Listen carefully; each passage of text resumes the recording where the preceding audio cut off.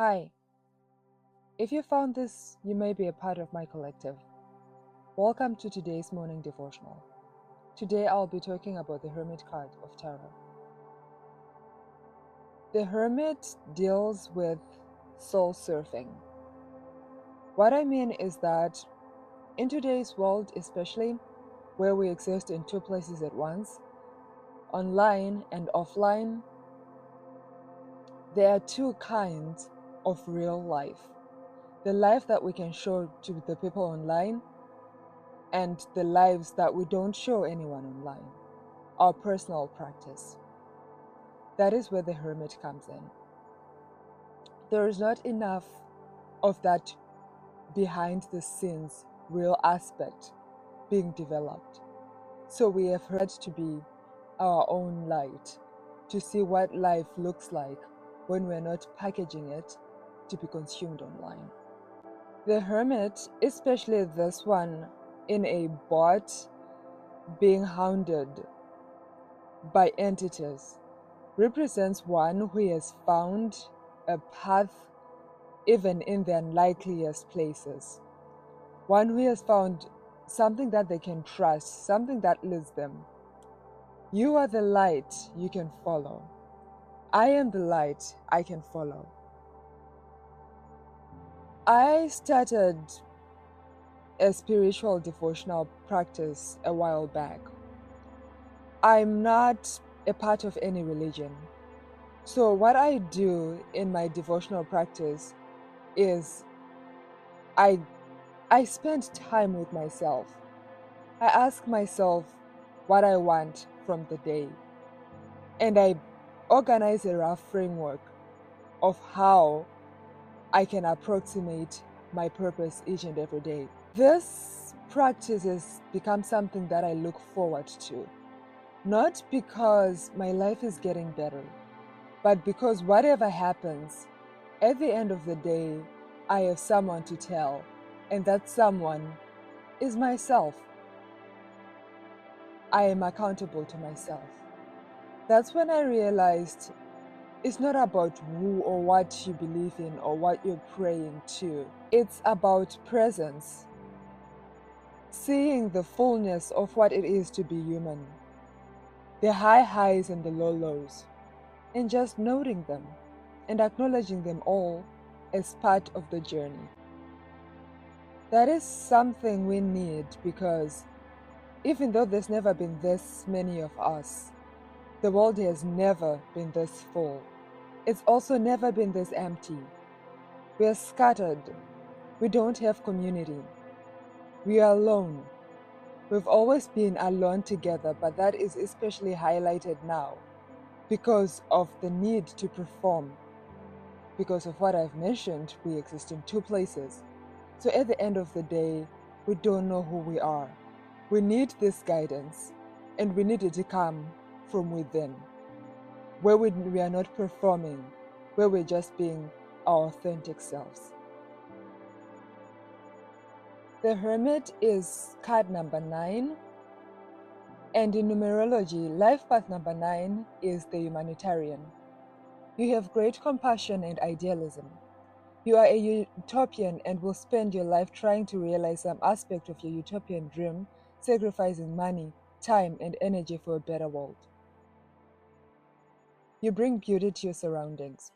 You are imaginative and creative, especially at harmoniously arranging the beauty already potential in the environment. You use what you have to get what you want. Do you see what I mean? The internal light will guide you. Follow that light. Oh, collective, we've been mentioned, guys. The weight of the collective. The greatest challenge for a 9 is the burden of the old soul, because you can empathize with every race, creed, and circumstance. You may find it difficult to identify your own personal needs. This is why you need to develop an internal anchor. This is why you need to put, I don't know, batteries into the lantern that you carry, your inner guiding light. You need that to be as bright as possible because that is your anchor. You often feel the world's pain as your own, which can lead to a sense of being world weary before your time. Or don't I know that? Mastery of this path involves learning the difference between tolerance and acceptance. Tolerance is a form of passive judgment, but true acceptance is the key that allows you to let go of the past and others' baggage. Strengths and shadows. Strengths: high velocity evolution, global resonance, woo, and instinctive understanding of the transcendental nature of reality. Shadows: martyrdom for the wrong causes, emotionally ghosting when overwhelmed, and a tendency to use misfortune as a justification for detachment. So that's what to watch out for, navigating the world as the hermit. Finally, as a hermit, your call to action today is sit yourself down and think of something that you can really contribute to the world, something that only you can contribute to the world, and start working towards expressing that. Start working towards developing that muscle. Start working towards putting more voltage, is it? Wattage, more wattage into your purpose. Be the hermit, but be very divinely guided. This is something you can cultivate. Okay, it's time for the elemental prayer. Element number 1, air.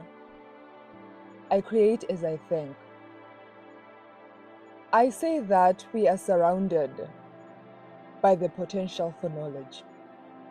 When you say, I create as I think, you're giving your body the permission to be able to take that ancient knowledge from all around you in whatever form. Element of water. I engrave it in my soul. Once you have found something that resonates, guided by that light inside you, you can then organize it within your psyche. Recognize it as a part of you. Recognize it that is something that you can use to further your purpose in this world. Element number 3, fire. My will is a flame. You see this light? This light is your flame. This light shines the way for you for where to go. Lastly,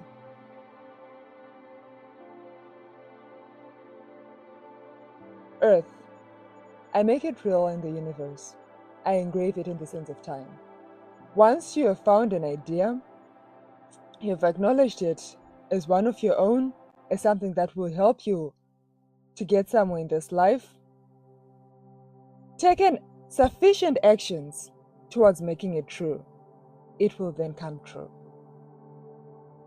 I want to do this every day because I think of it like working out. Yes, I know this every day, but I have to remind myself of it so that I believe it, so that I can tell myself, I can assert authority. So that I can establish my authority in this day, so that I can move with confidence, guided by that light.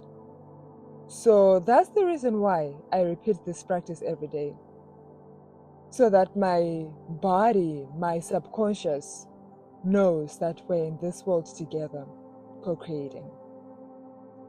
That is all for today, collective. You have a lovely day.